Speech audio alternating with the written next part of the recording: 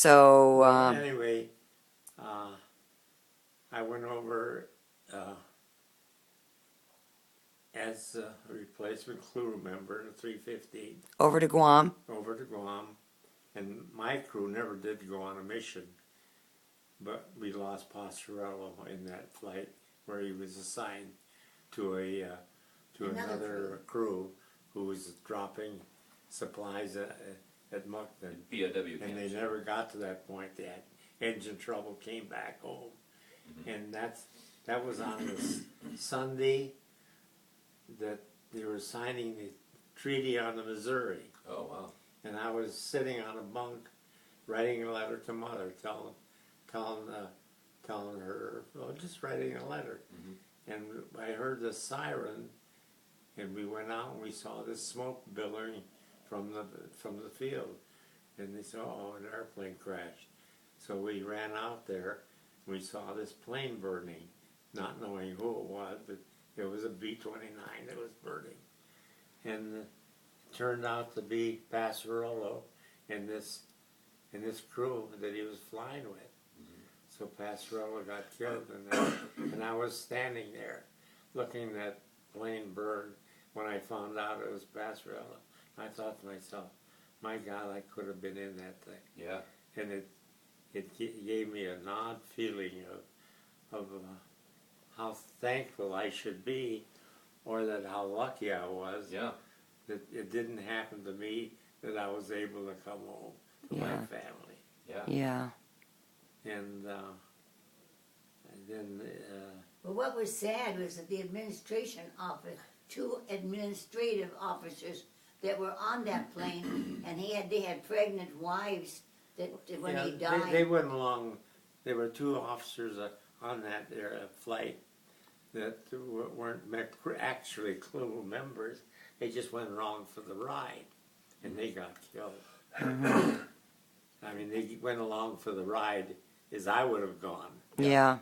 And they got killed. And their wives, that we found out afterwards, that those 2 men that died, that their wives, were pregnant with children. And nobody survived that plane crash, right? Yeah, None of Yes, anybody. yes, someone did survive, but they eventually died. Yeah, right. I remember in the Wow. hospital a couple days. Yeah.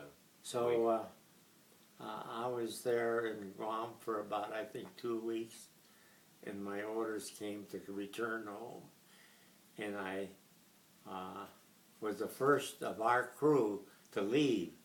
George Green and the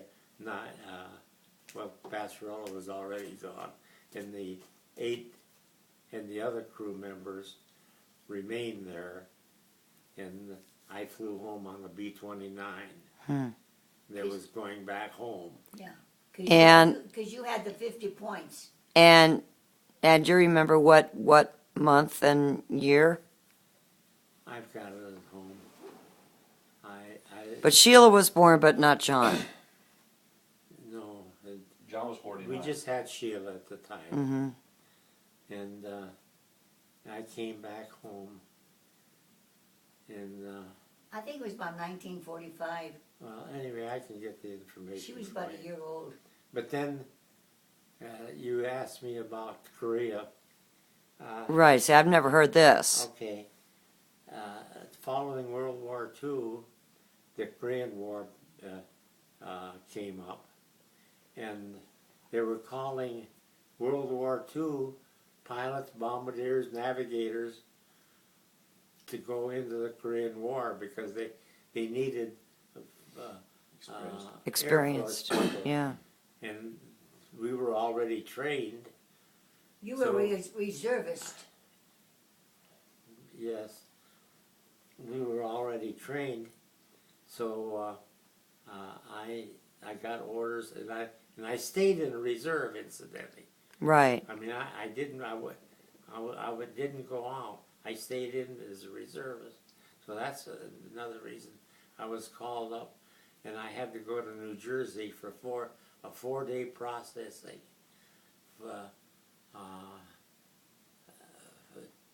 For flight members who were being called back for the Korean War. And Don was already born, you said, right? Don was just born. in January, and this Yeah. was like February. Don was just born, and I passed all the training. There was a question about my nose, about the Deviated septum. deviated septum, but that they cleared that and said you can still go in. So we went to the last station on the last day. They asked how many dependents I had, and I said, well, I'm married, I have a daughter, and I have a son, a baby son. So 2 sons. Oh, because Don Sheila wasn't born yet. and no, that was And John. we had John then, So not Don. but then Don was on the way though by 51. Don was on the way at that time. That was it. So that gave me enough dependence to not go to the Korean War. Right, I got it. That was the cutoff point. If you had that many, the guy said, well, you have enough dependents, you're cleared, you're not going to go. So that was Right. the end of that 4 days. Wow. So I went home. I was cleared. Yeah. If Don hadn't been born, I'd have been in the Korean War. Wow. And one thing I want to tell you, my orders, when I got them, it said, it was called me to report to New Jersey for the purpose of entering the Korean situation. And you are assigned as a bombardier in a B-26. It named the airplane, and I was a bombardier in that airplane. Wow. In the Korean War.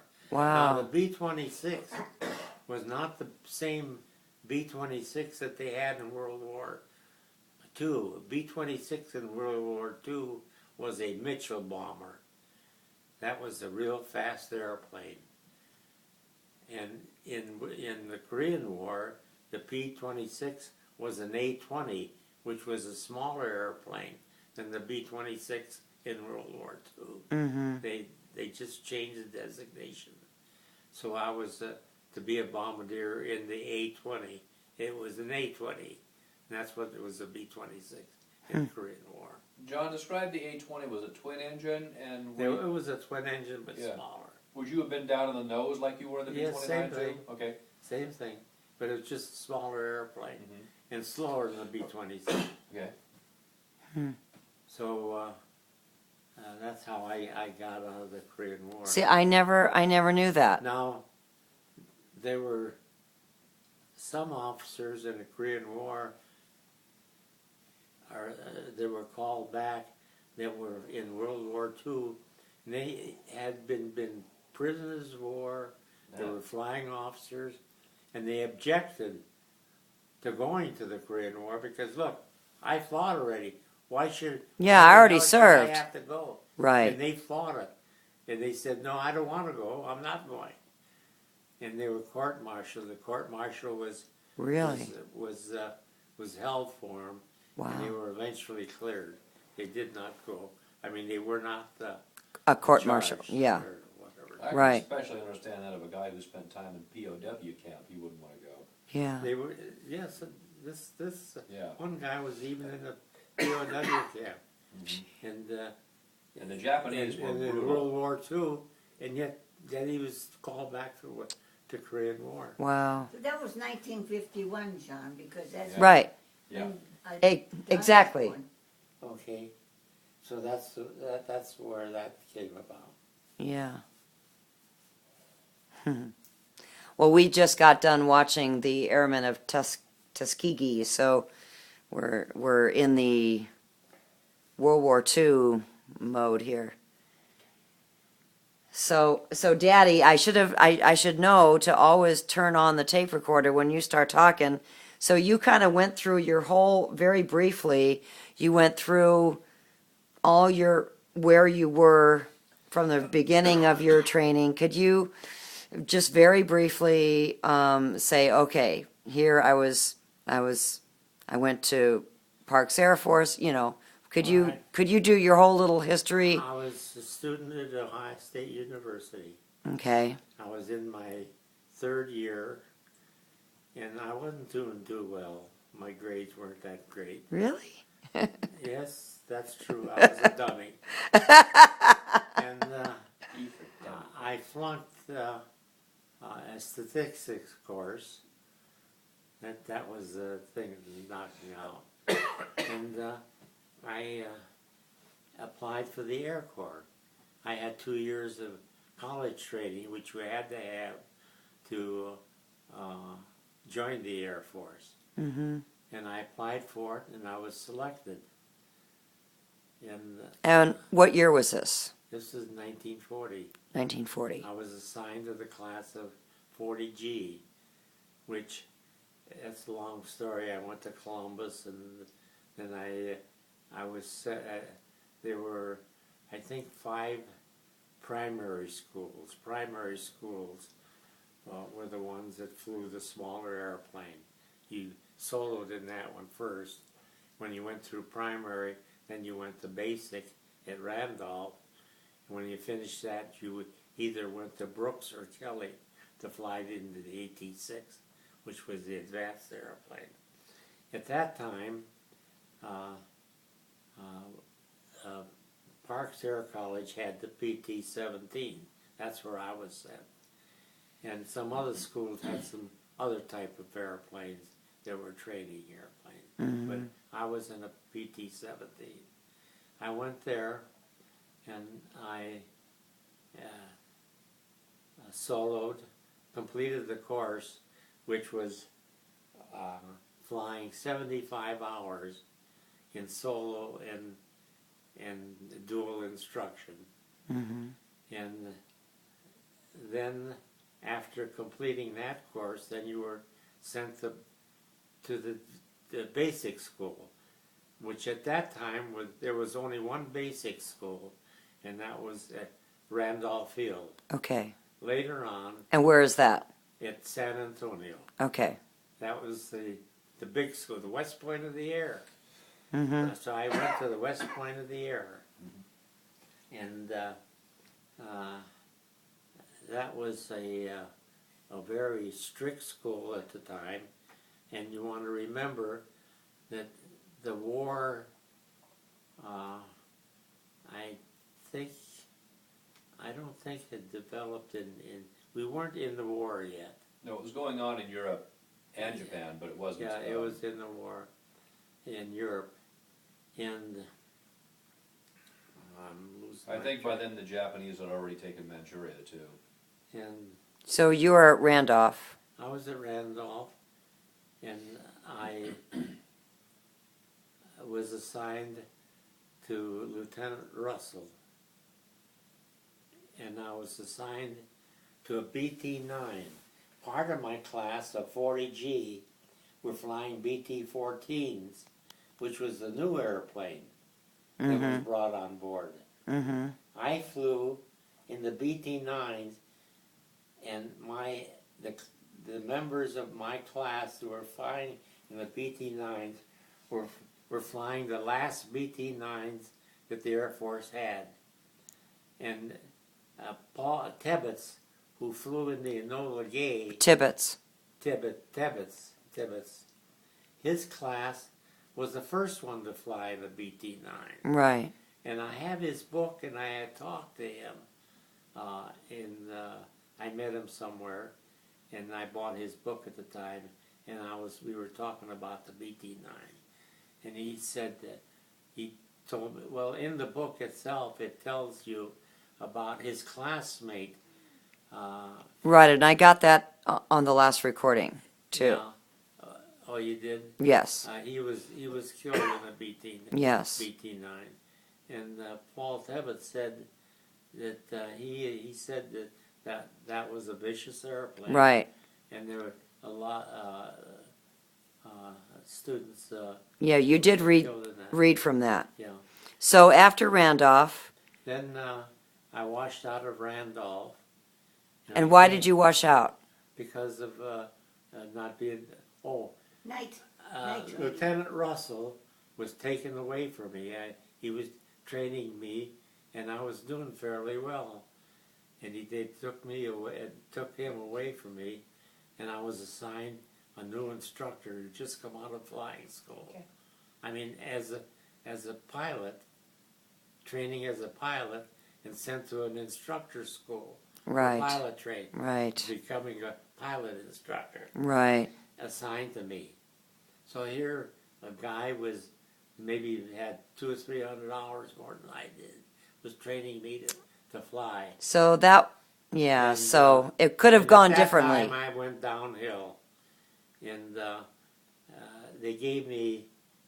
Usually, you get 2 check rides. I mean, a regular check ride, and then another one maybe. But they gave me 3. They had so much time in me now that I was questionable, and they kept rechecking me. And I had this 3rd check ride. And I remember going to the officer's office, the one that was going to check me. I can't think of his name now. But I sat there, I think, for about 45 minutes before he came out. And I was thinking of now he's going to do this. I mean, when we go up, he's going to cut the engine, say, forced landing. Then I'm going to have to find a place to land.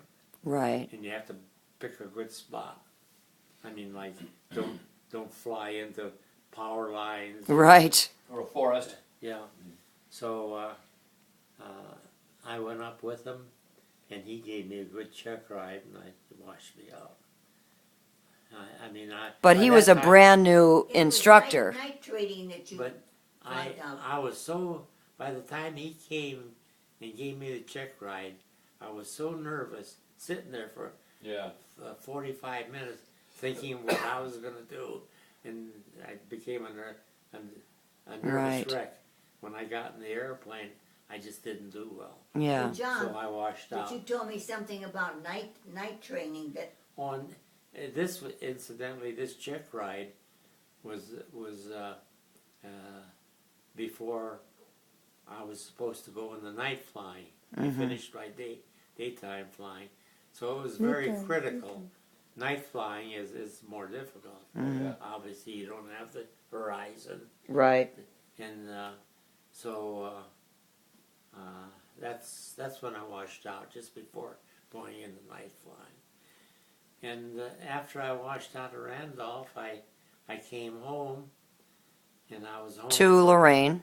to or- Lorain, Ohio, Hmm. and I was home, I think, for about a month, and my number came up in the draft along with Gus Schmidt, and both of us were drafted at the same day. Right. So we went in together, and we were both assigned to Fort Riley, Kansas. Uh-huh. So that's where we went, and I was sitting. Gus and I were sitting in the recreation hall, and an officer on the stage said, "Okay, gentlemen, anybody wanting the horses, come on this side of the stage. Anyone want mechanized, come on this side of the stage." So you get I to, looked at Gus. I said, "What are you going to do, Gus?" "I'm going to ride horses." I said, "Goodbye." So I went into the motorized, and I learned how to drive a truck to haul horses. 8 horses. 8 horses And 8 in a men to trailer. those trucks. 8 men, 8 horses, their equipment, their saddles, and food, and hay, for the horses. And it wasn't easy driving a truck, because this is shifting weight. It's just like hauling beef. Swinging Right. beef. Swinging beef. But, yeah, Exactly, because these horses are from trying to the keep their slaughterhouses, balance. They have these horses hanging from the truck when you're going around the corner. Yeah. These things are swinging. Yeah. Same Of course, thing. they're standing in kind of like separated And- stalls, right? and, But you they're, know, there's 4 horses in front, Right. 4 horses in back. right, And if you go around the corner too fast, one of them will fall and kick the others, and all of them, and then you have to stop the truck, right, unload them, put the tailgate down, and reload them. right. So you had to learn that. You had to learn how to drive that truck to the point where you didn't sway the truck. And the trucks were in alphabet. The names were in alphabetical when we- order, and and when we John went on Zatroch convoy- was last. And when we went on convoys, they put us in alphabetical order, and John Zatroch, being Z, I was the last man in the convoy. And these trucks were governed to a speed of 52 miles an hour. In other words, on straight and level. You step on the gas, the fastest you could go was 52 miles an hour. Right. So this is the fastest I could go as I was in this convoy. So when a hill appeared, I just put it in neutral. Imagine that with these men. Wow. It was out of gear. There Yeah. was no control there, because when it's in gear, at least that's turning the engine and holding it back. Right. You know how that would happen. And So you could go faster than 52 on a downhill. you just put it in neutral, and you're going the force of the weight of the trailer plus the horses going downhill Yeah. made you even go fast. So the first guy was going 25 miles an hour, and you were going 52. I was at least 52. Trying to keep I pace. mean, to keep up with the rest of the convoy, because there were 100 trailers in this convoy, and the distance between your trucks kept shifting all the time. This first 1 and 2 maybe spread a little, 2 and 3 spread even a little more. Right. And that made the thing expand, and I was like at the end of a whip. Yeah. Right. Now, I think I asked you before, so people are wondering, how were there horses in World War II? So could you explain why there was a cavalry? Well, before Pearl Harbor, they had the cavalry, horse cavalry, and the purpose of the horse cavalry, they were meant to be reconnaissance troops.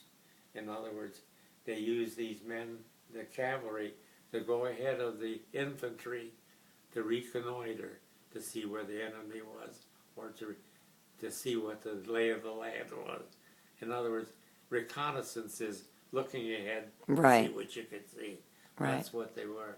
When they would go on a reconnaissance mission, and then when they finished, they came back. We stayed back to the rear a little bit, and with our tailgates down, and they would come back, put the horses in the trailer, and we'd take off and go Well, back. wait a minute, you told me at one time that those horses were used for the Pacific coast there. Why not? Yeah. And so they did have horses in prior to Pearl Harbor. Mm-hmm. And Pearl Harbor, we were at Camp Forrest, Tennessee at the time, which was south of Nashville. And when the war came, we were able to go home and see our family before we were to go to the West Coast, because they were going to move us out of Camp Forrest after Pearl Harbor. And where's Camp where? Camp Forrest. Forrest. Forrest. Forrest. And where was that? And just below Nashville, Tennessee. Okay. And so they loaded all the equipment, the horses, the men, on trains. And this train went from Camp Forrest to Fort Ord. We were assigned to Fort Ord, which was near Carmel. And the purpose of that was for the cavalry to patrol the coast by Carmel and Monterey. Right. Because there was the Japanese were coming into that area. Right. You know, with their little subs, and there was evidence. So I'm sorry, was this before Pearl Harbor? No, after. After, Pearl after, right. After Pearl Makes Harbor. sense. So that was the purpose of the 107th at the time. And, you know, you take these men on a horse, they can go up and down the beaches. You can't get a Jeep there. Right, exactly. And so that was ideal for that. Yeah. Right. And as we were at Fort Ord, then the war started winding down. The European War, I don't know whether it stopped. No, it was already down. But then we were concentrating on the Japs in the Pacific. So eventually they got rid of the horses, and they brought in donkeys Donkeys. to be trained for pack hauling, Okay. like in Italy. Oh. They had places there for horses, watering places, things like that. So that was an ideal place to bring these pack mules. Right. They were mules. I think that's what they call them.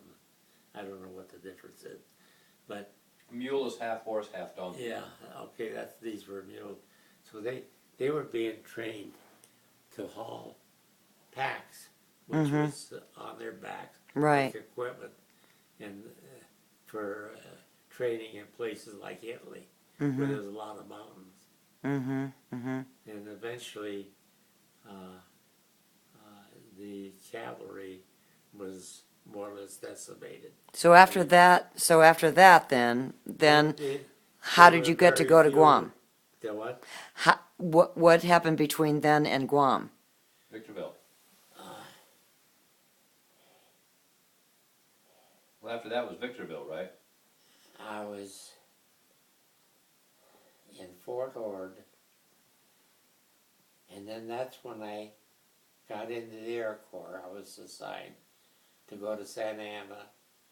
From Santa Ana, I was assigned to Victorville Army Airfield, which was a bombardier instructor school, a bombardier training school, Mm-hmm. where they were teaching bombardiers to be trained on Norden bomb site to go into B-17s over to Europe. Mm-hmm.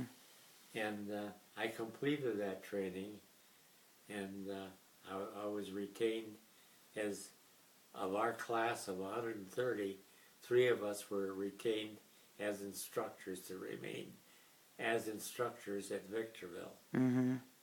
And I was there. In fact, I believe I was the oldest instructor there. They were taking instructors and sending them overseas after they would instruct her for a while.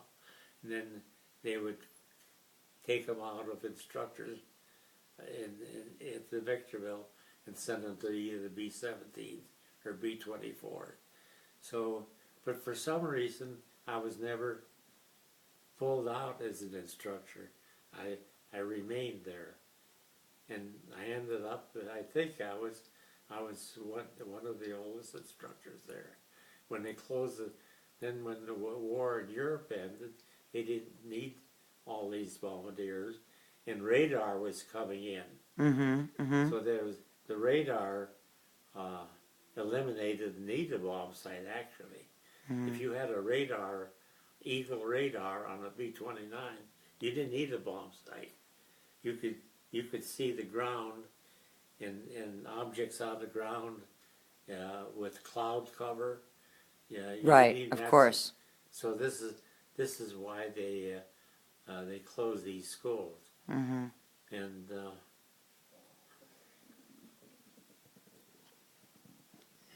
trying to think where I'm at now. On your way to Guam.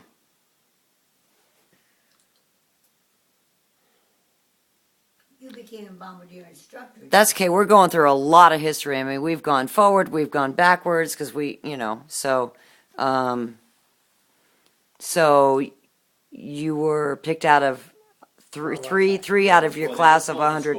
They just closed the school. They just closed the They school. closed the school. But there were And three. then- There were 3 instructors that Right. were picked. Well, And you were I one stayed of as an instructor until the school closed, and then I was assigned to go to to Lincoln, Nebraska, Okay. where they were forming crews for the B-29s that were coming off the line to go over to the Pacific. Okay. That was it. And I remained in Lincoln, Nebraska for 3 months. Every morning I would get up, go to the air base, listen to the orders. If my name wasn't called, I wasn't a member of a crew. Right. One day I went and my name came up along with 9 others, which included George Green, who became my pilot. Mm-hmm. And we were assigned as crew members and eventually went to Hutchinson, Kansas to pick up a new B-29 to fly over to Guam. Mm-hmm. Yeah, As well, a wait a tr- minute. I remember leaving Texas, John. Where did Texas come in? I'm sorry. That's okay.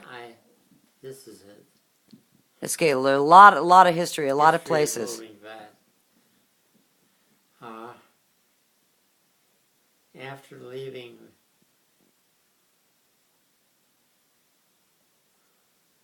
Victorville,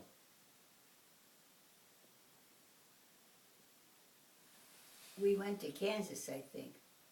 after leaving Victorville, That's No, okay. Lincoln, Nebraska. We went to No, Lincoln, no. Nebraska. After leaving Victorville, And then when we, this is the way I know it. we were sent to Big Field, Vicksfield. Biggs, Biggsfield. Biggs, Big Field, Texas, which was in El Paso, Okay. and that's Now, wait a where minute, John, hold on. We first went to Lincoln, Nebraska, no, and that's when you did not get to go to Europe, and then they sent you down to Texas to go to the Pacific coast. excuse me. That's all right. Let me think for a minute here. Yeah, just No, it sounds like that's the right, they would have sent them to Texas last, because that's where they were supposed to go get the crew, wasn't it? Yeah, that's true. Where did I go from? Or to get assigned to a plane is what I meant. Where did I go from Victorville? Lincoln, Nebraska. As I remember. Yeah, that's it. Yeah, well, from Victorville, I was sent to Lincoln, Nebraska, and there I remained for 3 months until I was assigned to a crew. right. And then once this crew was formed, with George Green and the others, Mm-hmm. we were sent to El Paso, Big Field in El Paso, Okay. and we were flying in B-29s then, training in Right. B-29s. And Yeah. we got enough time to become a cohesive B-29 crew, Right. and then we went to Hutchinson, Kansas to possibly pick up a brand new 29 to fly over to overseas. As it turned out, we did not fly overseas on a new B-29, but we flew over on a military transport plane, our crew. And when we got there, we became part of replacement crew 70 Okay. in the 350. Right, And right. that was the story of that. That's good because I didn't know. You did perfect.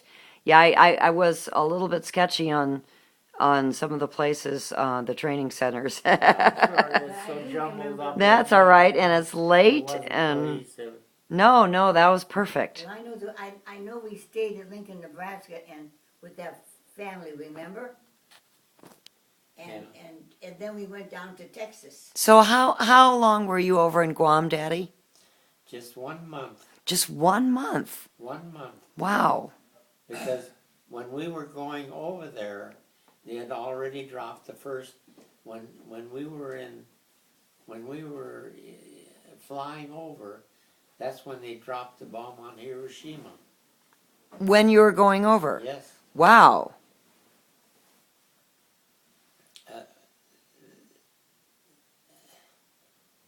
Or was it right after we landed? Anyway, it was during that time when we were going going to Guam or in Guam already. Mm-hmm. They dropped the bomb on Hiroshima. Yeah. And so the war was start winding up. Yeah. And our unit was dropping bombs on the oil industry in Japan. Right. I mean, here's Hiroshima, Nagasaki, but Tokyo was still here with their refinery. Right. We were knocking them out during that time. Right. Our unit was. Right. But I did not get on any of those missions. Mm-hmm. So that's how that But came you always on. told me that we dropped the 350, dropped the last They- bomb on then- Japan. Then the 315th dropped the last conventional bomb on Japan, Wow. and the war ended. Wow. I mean, that's when the war ended. Mm-hmm. And while I was writing home to Mother on the Sunday that they were signing the treaty on the Missouri in Tokyo Bay, is when Passarello crashed Wow. that Sunday. Yeah. He had gone on a mission a couple of days before that and wanted me to go on this flight, particular flight, on this Sunday. And I said, no, I'd better not. My orders might come through. Right. You guys will have engine trouble. Land in Iwo Jima, maybe be there for a month. And I'll miss my orders going back. Wow. I said, I think I'd just better stay. Jeez. And Well, that was the right decision to make, Daddy. that was the night, the day before. And that morning, this was about 4 o'clock in the morning, he was in the bunk next to mine. He shook me. He said, John, you sure you don't want to go? I said, no, Pastor, I better not. I'm just going to stay. So I didn't go. And that was the last I saw him. Wow. The next time And he said, you can tell your grandkids about this the mission. Next time I saw him burning in the B-29. John, what was his first name? What was his first name, Bill? You asked me so bad. Well, you have it We in a just book. always called him Passarello. Yeah. Well, we have it in a book. In the book, yeah. Yeah, it's in the book. I'm sorry, my mind is. No, Daddy, you're doing great. Okay. You're doing great. We covered a lot of history here. So this is great. And I have the interview that we did at Christmas time. And, you know, hopefully I'm going to get it all together.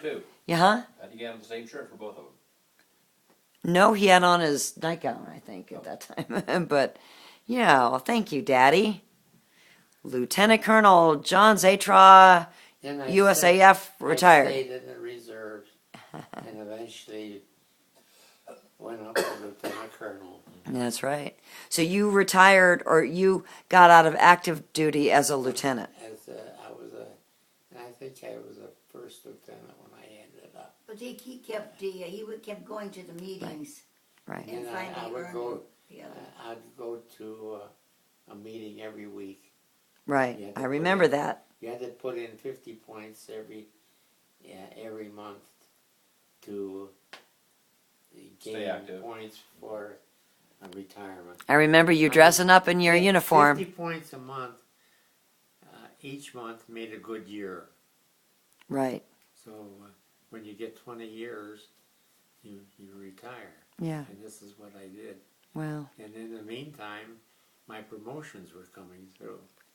And I went from first lieutenant, captain, major, and lieutenant colonel. Well, I'll never forget when That's the way. it came in the mail. Oh no, I was sitting on the toilet and I was reading the Plain Dealer, and in the Plain Dealer it said so many people received promotions to lieutenant colonel. It was John Zatroch, and I let out a whoop. Oh, I thought he fell in the toilet. He must have been at the bottom of the list with that I name ran too. to the lavatory and I looked. I thought, gee, maybe he fell in the toilet. He screamed so loud. wow. Wow. So here I am. Well, doing great, Daddy-o.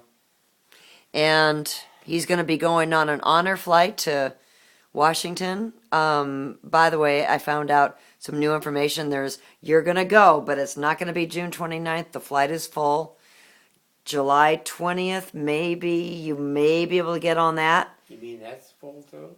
That may be full, but you're definitely going. But it's just, there's a lot of people ahead of you. And these guys are old like you, Daddy, so everybody's gonna go. Better hurry up, I might not be around. No, you'll be around, Daddy. No, I told them exactly your situation, and they have your application, and you'll get a month's notice. It's like being called to duty. And everyone's gonna have a wheelchair. Everybody has a wheelchair. Yep. Well, thank you, Daddy-O, and thank you, Mommy-O.